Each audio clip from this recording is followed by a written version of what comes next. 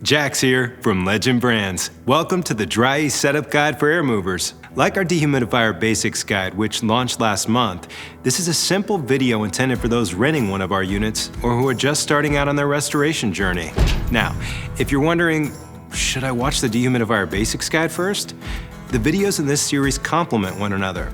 I even repeat some of the essentials, which I always feel helps me when I'm learning something new. So, starting here is perfectly fine, but I'll put a link to the Dehumidifier Basics Guide in the description below. You should probably watch that next. Now, air movers are a multi-use tool. You can use them to create a drying system, which we'll cover in greater detail, and of course, to evacuate smoke and odors and ventilate areas with fresh air. Let's start with a drying system. As Ange and Addie mentioned a couple episodes back, breaks down like this. First, start with plenty of air movers to assist with evaporation and circulation among the wet areas. At least one air mover for every 60 square feet of wet surface area. Yep. Then place the dehumidifiers in the wettest places, where the most evaporation needs to happen. You got it. And don't be afraid to use more than one if faced with structural barriers, etc. When using multiple dehus, space them evenly throughout the structure.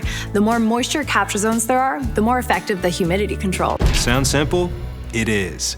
But as I mentioned in the Dehumidifier Basics Guide, first you need to shut off the water source. Then you need to extract any remaining water. Remember, extract means remove. You want to remove the water because it's a lot harder to dry a surface that's covered by a puddle of water than one that's just damp. We do that with a dedicated flood extractor like the HV3000. But if you're not a professional restorer, you may not own a dedicated flood extractor. If that's the case, you have to make do with what you have, probably a shop vac, and try to remove as much of the water as possible. No doubt you'll be thinking, man, I need one of those HV3000s. Next, place one or more commercial dehumidifier in the middle of the affected area. And I should mention, you want to make sure to use the right size dehumidifier for the job. Naturally, some jobs will require more than one.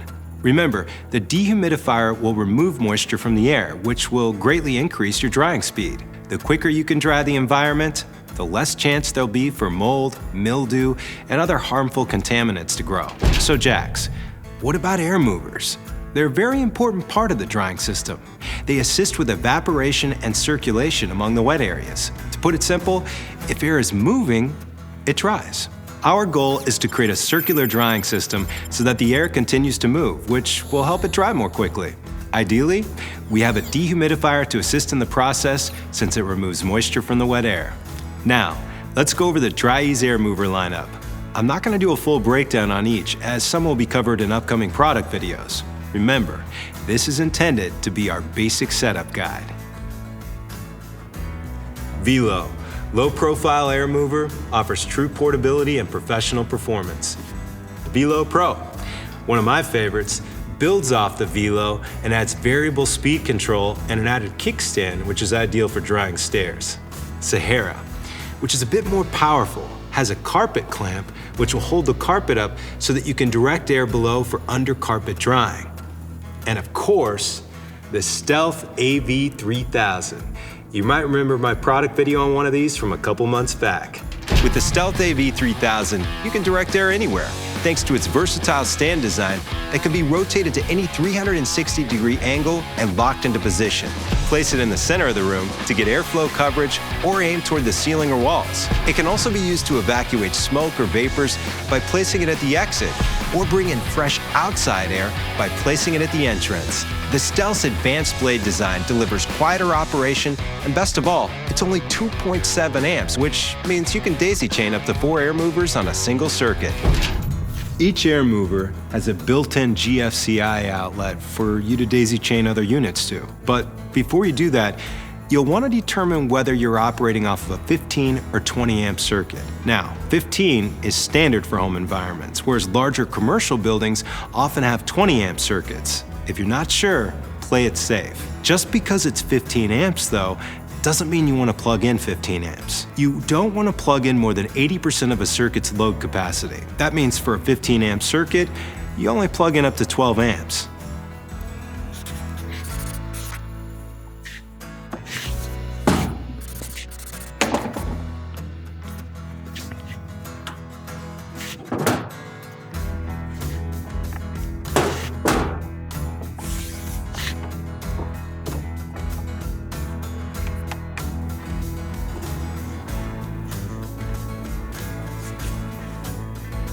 The air mover's amp rating is written on the unit's serial number label. If we look at the Stealth, we'll see it only requires 2.7 amps. Multiply that by 4 and you have 10.8 amps, which is under our 80% max load capacity. In short, we can daisy chain 4 Stealths on one circuit. In my recent masterclass for the HEPA 700, you'll notice I used 4 Velo Pros positioned to create a counterclockwise drying system. 2 of the units were on their side. One was laying flat, and the other pointed upwards towards the ceiling. The goal is to create a consistent loop of movement, but don't be afraid to also target portions of wet areas, like when I position one of the units upwards towards the wet drywall. My dehumidifier was in the middle. Oh, and I had a HEPA 700 air scrubber pulling air out of the containment. Working with containments is a bit more advanced, but I'll go ahead and put a link to that video in the description below too. I remember the day you built that containment. It was a good time. You double taped it. Sure did. So proud of your drying system. I was. Too bad I tore it down.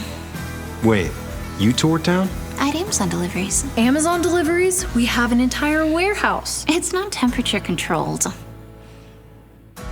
Legend Brands.